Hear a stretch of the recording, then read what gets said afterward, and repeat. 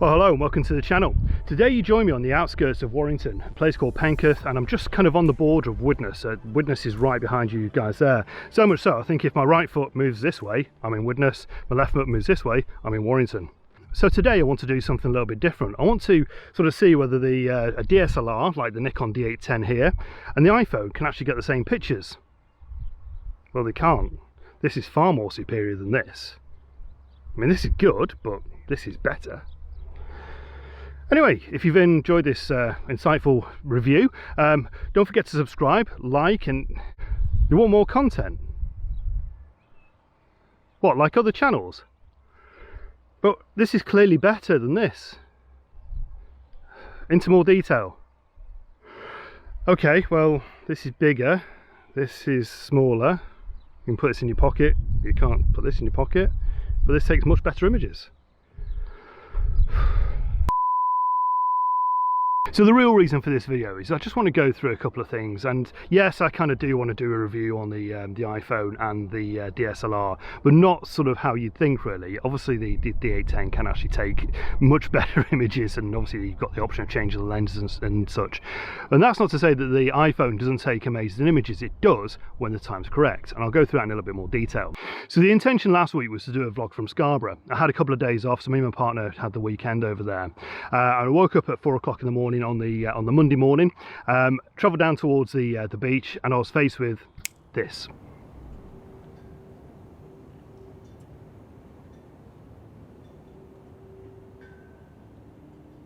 Sea thread come all the way across into the town. Now, the day before there was a bit of a thunderstorm, so I thought it might have cleared all the weather, but it wasn't. It was still fairly warm, but this mist had come all the way through and was just sort of blocking everything. So the decision was to not even bother doing a vlog. There was nothing to see really. I just walked around with the camera, just taking a couple of images, and I'll show a couple of those images now.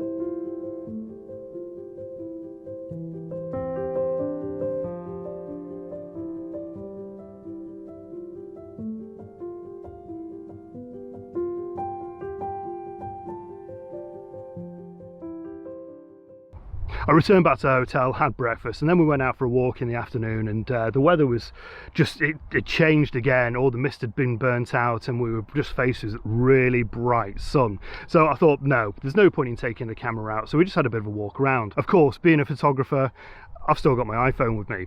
And one of the things I noticed was all the images I've taken on the iPhone mean a lot more to me than the images I've taken on the DSLR. Why is that? Now, I don't know if that's just me or whether it applies to a lot of people out there, but it really got me thinking, why is this? Why do the images on my iPhone mean a lot more to me than the images on my DSLR? And one of the thoughts I came up with was pressure. Is it pressure that takes away the passion from shooting professionally on a DSLR? I think the issue we have as photographers, be it landscape photographers, portrait photographers, you name it, whatever it is we tend to put ourselves under a lot of pressure to get those images just right. And is this taking away from the fun, the pleasure of actually going out there and taking some images? Maybe it is. I know myself, when I've been out for a particular shoot and we've not had the right weather conditions, it's really got me frustrated and sort of, I won't say angry, that's a bit too far, but it's really still taken away from the day. Now, if I was going out and just sort of walking the area with my iPhone and taking a couple of shots, would would that really make a difference? Possibly not. And that's one of the things I want to sort of go through today, is why do we put ourselves under so much pressure as photographers? Surely if we let this pressure just go and just enjoy the day and take shots, yes, they won't always be absolutely fantastic, but then they aren't on your iPhone. Yes, you know, there'll be issues with the day, the weather conditions, like today, it's midday, it's just gone midday, and you know, really not the right time to be going out and taking shots. But I don't care. I've come out today just to take a few images and just enjoy myself and just enjoy the surroundings, and that's what it really should be, is just enjoying it and just taking or really just soaking up what the day has to offer. So I do think as photographers we do miss this as an opportunity just to get out there. Many a time I've been sat at home and just thinking, no, the weather conditions aren't right, no, the sunset's not going to happen tonight, it's not going to be a glorious colourful evening, the morning's not perfect, it's not exactly where I want to have it. And I really think that these are excuses we just make for ourselves when we really can't be bothered to get out there. As I mentioned, today's really not the right time to be out shooting. It's just gone lunchtime and we've got the sun right above us, we've got harsh shadows, but I really don't care. I'm taking these images for myself, and when I said in my last vlog about doing these videos for myself, that's what it should all be about. Now, yes, we do post these images on Instagram, yes, we do post on Facebook, and yes, it does feel good when we get thumbs up and etc., but we should really be doing this for ourselves. And I think as photographers, we just sort of miss this opportunity so much. We sort of make excuses why not to go out because we put so much pressure on ourselves. And I, for one, just want to get rid of that pressure, and I just want to have fun and enjoy the photography whilst I'm out in these locations. So it's all about. So back onto the first question, is the DSLR better than the iPhone or your camera phone? Well, no, it's not actually, because you have your iPhone with you all the time. Now, it goes back to that old saying, Chase Jarvis says the best camera you have is the one you have with you. And it's true, very, very true. Now, the images aren't going to be as good, the quality isn't going to be as good, the thought process, haven't got the filters, you haven't got the change of lenses, etc., but they're okay. The images you get are pretty much okay. And that's the beauty of them. You're not trying to fight for a composition, you're not trying to fight for the perfect weather conditions, you're just taking a snap whilst you're there. And I think that's key, and I think we need to just take back, sort of rein it back in and not be after perfection all the time. I mean, I'm saying this to you guys as if, yeah, it's easy for me. I'm an absolute nightmare when it comes down to anything. I'm a complete perfectionist on everything that I do, and it drives me wild. And I need to stop this. I need to go back to basics and just think, no, what is the reason I do this? And the main reason why I do it is because I enjoy it. I don't make money from this. I don't make money from doing these videos. I don't make money from doing my images. I don't want to. I don't even enter competitions because I don't want to. I'll be doing it for the competition, not myself. And it goes back to my last video where I was saying about doing these videos and about doing them for yourself. That's what I need to be doing, not having to think too much about the composition. Yes, I understand compositions. Yes, I understand about lighting. Yes, I understand about golden hour and the settings on the camera and which filters to use and what lens is best and what f-stop to use on a particular area and things like that. Yes, I've got that knowledge. But I want to break away from that knowledge. I just want to go out and just take the images and have some fun. And I'm sure that will come across in the images as I carry on. Let me know in the comments on actually whether I'm making sense with this, whether I'm talking a load of rubbish, or whether you've actually gone through this process yourself. Be good to know. So I'm going to practice what I preach and just spend the rest of the afternoon just taking some images of this landmark, this Fiddler's Ferry power station in the distance.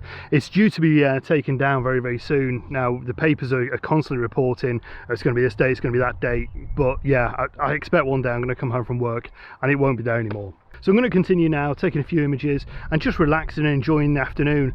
As I say, it's not the most gorgeous evening, it's warm, it's muggy, a little bit of a breeze which is welcome. So yeah, the images aren't going to be absolutely fantastic. They're going to be more of a record for when this place is taken down, but yeah, I'm just going to enjoy it, and I think that's what I need to do. With all photography, it's difficult. Actually getting out there and getting the motivation and get the creative juices flowing is always quite difficult. And yeah, today just needs to be one of those days where I actually come out and enjoy it. So I hope you've enjoyed this video. It's a bit of a strange one, but yeah, I thought it was needed. Apologies for not doing one last week, but like I say, the weather conditions were just absolutely horrendous. I couldn't do the video because the mist was just so heavy. You wouldn't have seen anything, you'd just seen me. There had been no B-roll or anything.